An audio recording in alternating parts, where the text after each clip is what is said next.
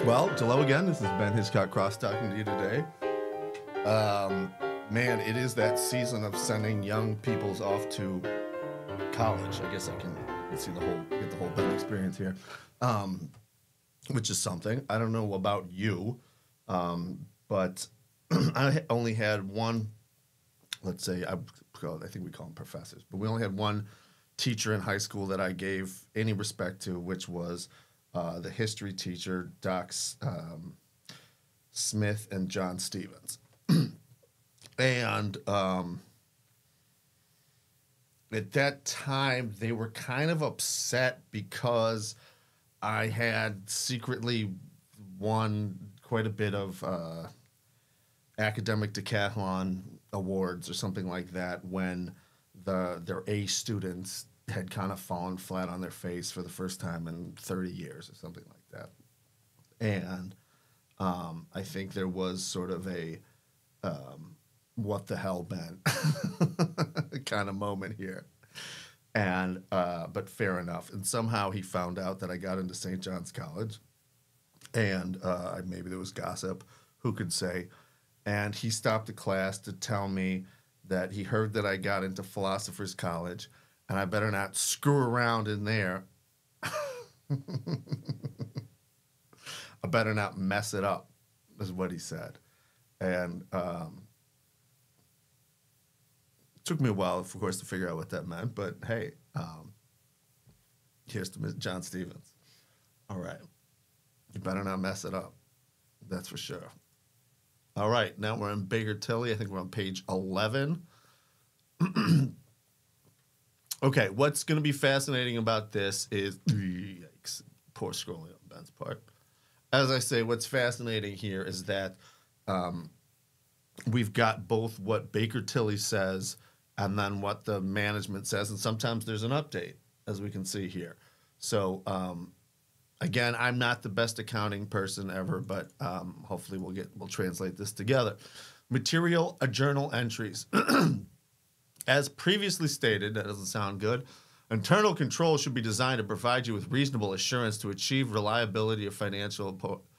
Okay, there should be things going on to prevent people from stealing. Ta-da! Okay. Internal control should also provide you with the ability to identify and correct material misstatements to your accounting records to find and punish people who are stealing from you. Our audit procedures identified material adjustments that were needed to the district's records to properly record other post-employment benefits.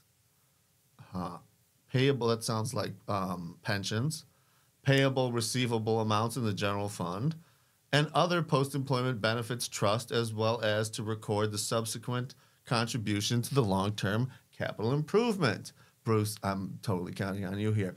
From the general fund, these adjustments indicate that additional emphasis needs to be placed on monitoring and recording of transaction at year end.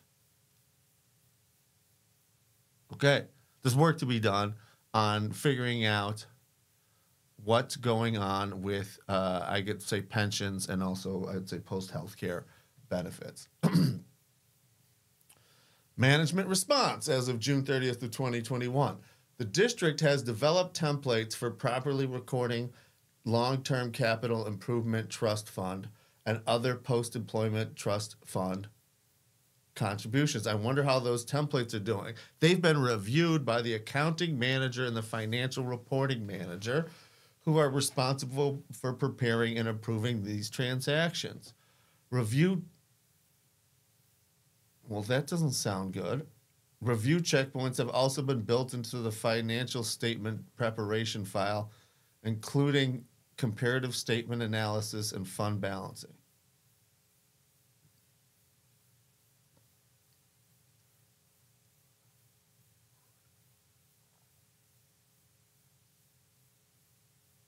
I got it. When I hear templates, it's saying they don't know how to do the math. So we're going to show them the operation of how to do it, which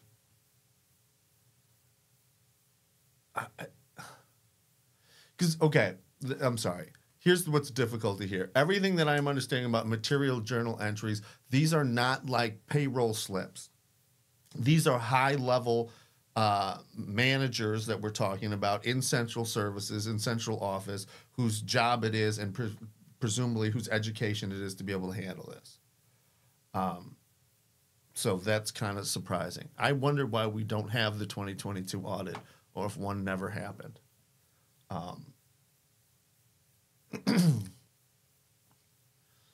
The following material weaknesses, which was identified in the prior year, was remediated during the current year. Internal control over financial reporting. A significant deficiency is a deficiency or combination deficiency in internal control that is less severe than a material witness, oh my God, yet important enough to merit attention. Okay. Now I got it. So this material weakness is, there just basically is a problem that needs, now I got it, in material controls. And basically they're going to decide to, I mean, you're going to assume it's kind of a big problem if they're not properly accounting for what the pension is going to be or should be, or what these benefits are or should be.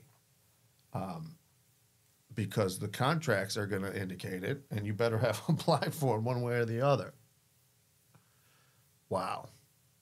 Okay. Now these are, we're back at MPSU, which is Teresa Falderon.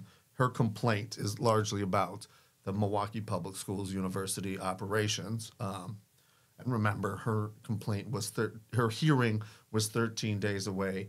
And the Wisconsin Department of Workforce Development decided to not hear it because apparently there was an issue with Calvin Furman, although we had raised that issue at least 6 months earlier, if not more. During the audit, and as part of our follow-up on prior year recommendations, we became aware of several procedures related to MPSU via MPS internal audit that require review. One of this program's objectives was to assist district employees in obtaining proper teacher licensure at reduced cost.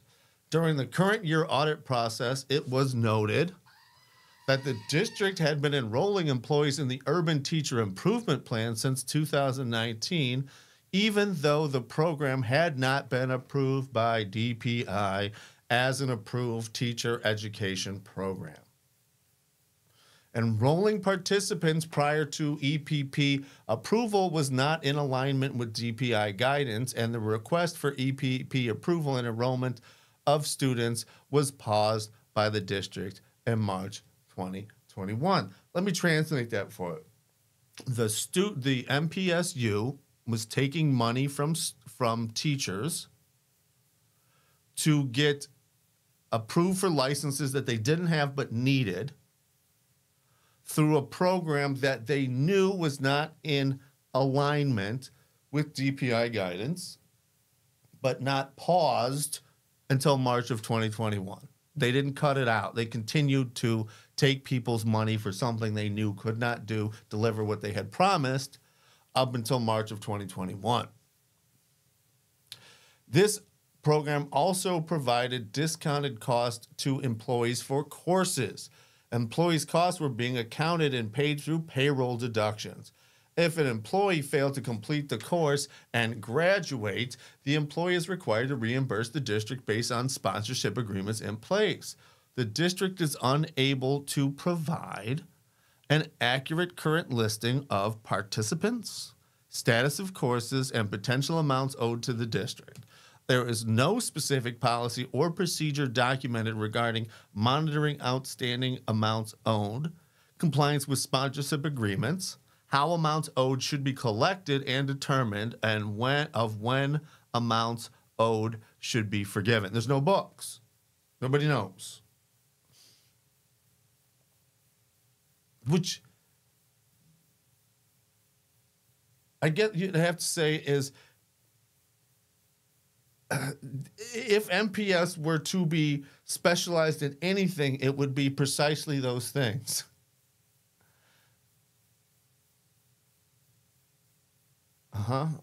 It could be the amount of money that's the issue because there's not really used to tuition. But come on, you should see how they were. They know exactly who hasn't paid their field trip money 3 days before the field trip. They know exact. I mean, come on. It was also noted in a two. I mean, come on, this goat is getting a little workout here. That inaccurate employee payroll deductions were being made. Reports received from the payroll department showed participants with amounts owed that have no deductions set up or employees that currently had payroll deductions but were not included in any HR records as being enrolled in MPSU or through a partner university or college program. And I'm going to say a couple of things about that. From what I understand, that Bob Peterson, Tony Baez, certainly others, I think Hal Leonard, were all available, aware of these kind of issues in real time. I think that we have at least all of those up there. I'm thinking about if the Hal Leonard emails are up there. I believe that they are in when we're talking to, I think it's in the Marvin one. So again, the issue here is really accounting. And I guess two things. Planning.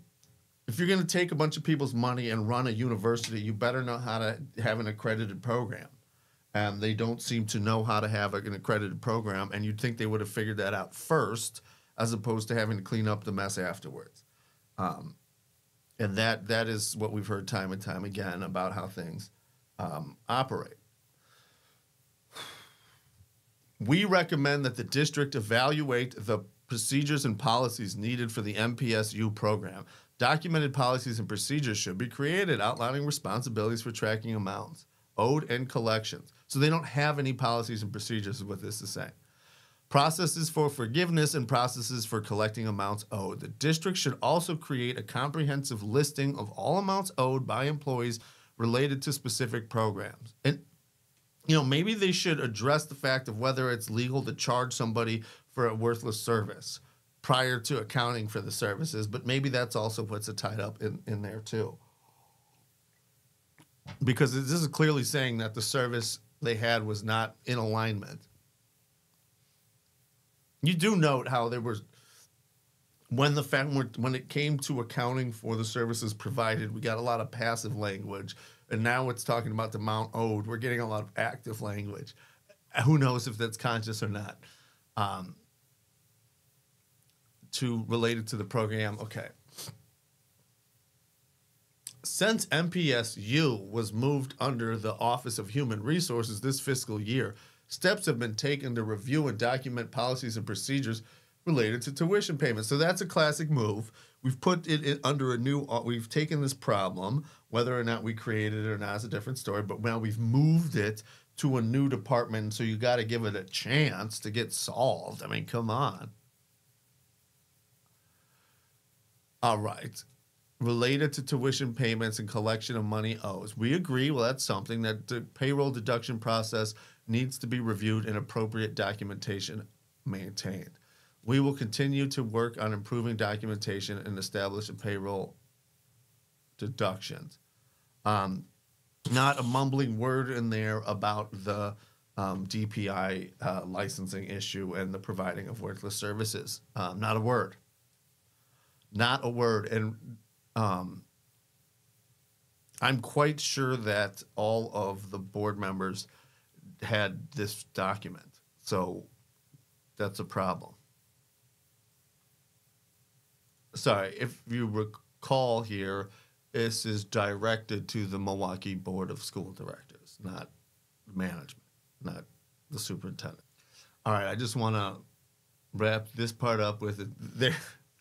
The auditor is saying the district's written response to the material weakness deficiency have not been subject to the auditing procedures applied in the audit, and we don't express any opinion on them here. Construction in process, and construction, typically is a good source of an area that historically is open to fraud. All right, construction in progress. As a part of our review over capital assets, we reviewed a sample of transactions that were included in construction in progress. There were multiple items in the sample that should not have been included in construction in progress, as they were maintenance and repair transactions that should not have been capitalized. We recommend that the district review details of what is coded in construction in progress to verify that the costs are actually capital in nature and properly reported. As many people know, there's a difference on how the things are expensed or reported if they are maintenance as opposed to a new thing that is being bought or built. MPS agrees with the recommendation that the district reviews details of what is coded to construction. We agree to do what we should have done before, right? Progress to verify that the costs are actually capital in nature and properly reported. The district has developed a multi-code checkpoint process to review and verify capital costs and properly record and report them. This review process will include initial processing and review by the facilities accountant, a review by the financial reporting accountant, followed by the accounting manager and approval, and subsequent review and financial reporting manager for accuracy. The main thing that I'm suspicious about is that how different is that from what is going on now, at that time. Contract invoicing support. This is pretty important. During our review of invoices and related supporting documentation on third-party contracts that provide services to the district, we noted the following issues. They are as follows. Number one, invoices were provided to and ultimately paid by the district that include an hourly rate that was far in excess of the agreed upon rate specified in the signed contract. That's, there may be some other explanation for it, but I would assume that the first one that people are going to think is fraud. But we've certainly heard of these like golden contracts that certain people have. This seems to be beyond that. Again, the person who's in control over all this is management here. Number two, the process for reviewing and approving the supporting documentation for the hours worked that were billed to the district were not consistently applied from contracted individual to contracted individual. And we've heard about this on two ends, right? There's the people that cross management and then they get retaliated, subjected to like super, micro review. And then there's others who are friendly and they're allowed to like work from home. I've heard a lot of examples of, I'm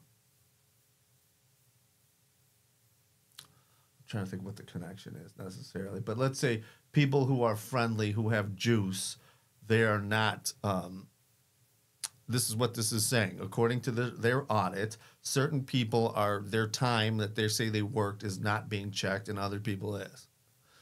Invoices, when sent directly to the district by the third party for payment, were not agreed to supporting documentation because the supporting documentation in some cases was not provided by the contracted staff to the individual responsible for approval. Well, they didn't do it. What are you supposed to do?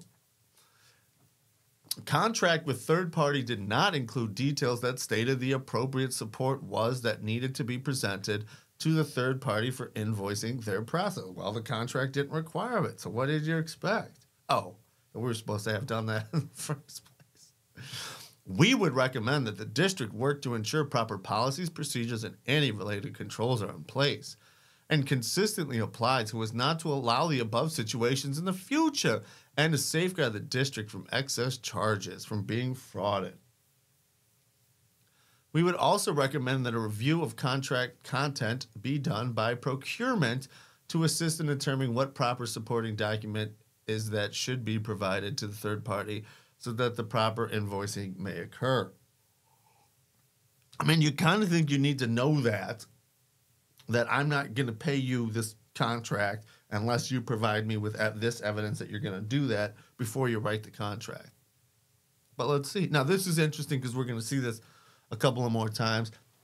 This is from the previous year, their response in June of 2020. The district agrees that proper policies, procedures, and related controls should be consistently applied in regards to contract invoicing and approval.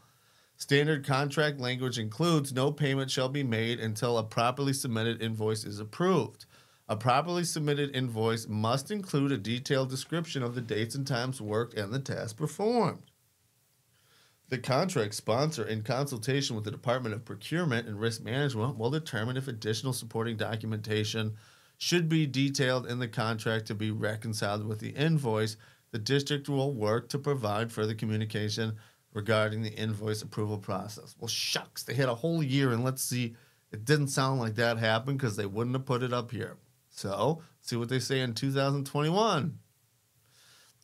The district agrees that proper policies proceed. They just didn't have time to get around to it. They were otherwise occupied. The old I had shit to do excuse is what I'm getting from that. The related controls should be consistently applied in regards to contract invoice approval. Okay. This is the same thing as before.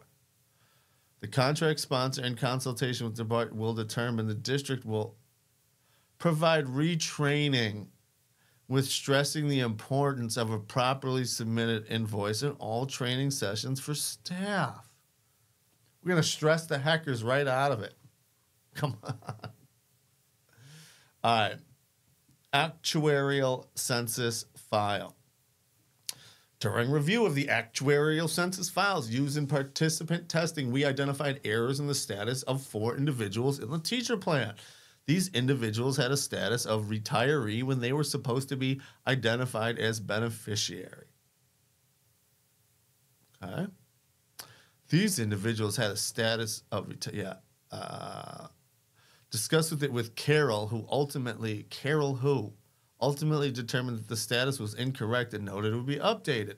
There were also 10 individuals in the admin plan that were added to the current year, but were excluded from the prior year census. Okay, so they're not getting the benefits that they're supposed to get.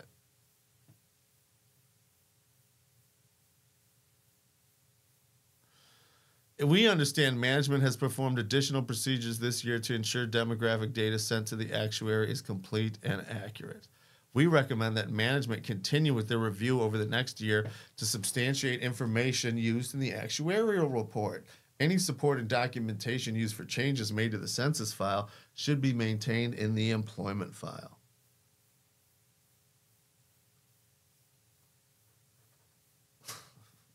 Duh. We know that MPS has at least 2 filing systems available for any employee, and possibly a third here, which is this one here. The actuarial report is basically the third system. The pension department will work with the actuary and review the census file before it goes to an additional auditor to ensure that the status and years of service they calculate is reasonable and accurate. The pension department will also recommend that the actuary only include pertinent data as it relates to the current audit and eliminate any unnecessary claims. The auditor should also consult with the actuary or pension department during the audit if there is something that seems inconsistent or credible for year to year. You guys should help us do our homework for us. Okay. Here's what they say in 2000. So now we're going back 3 years with that one. In June of 2020, they say the pension department will continue to review the census file prepared by the actuary before it goes to the auditor to ensure that employment status and years of service they calculated is reasonable and accurate. They'll check their own work. This year, the actuary only included pertinent data as a recluse of the current audit and eliminate any unnecessary columns. The auditor should also have checked our homework for us. Human resources, what they say this year, or whatever, 21. Human resources will annually do a full comparison of the census file against the pension database to ensure that all retirees have the correct status going forward. Human resources also did a thorough review of the admin plan to ensure that all individual eligible employees are included, but it didn't work out too well for them because, I mean, it's 3 years in a row is what they're saying.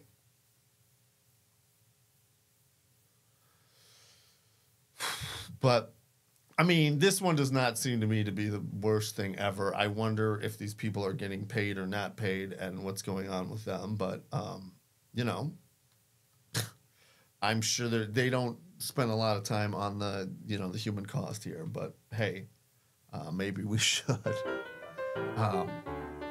So for me, I would say that the biggest one that we saw there is that they can't account for the contracted employees. And as I've heard before, that is a very big area for fraud here.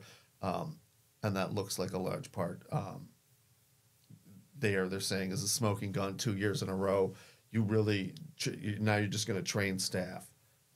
Well, I don't know that the situation has improved there. But stick with us. We'll keep you informed.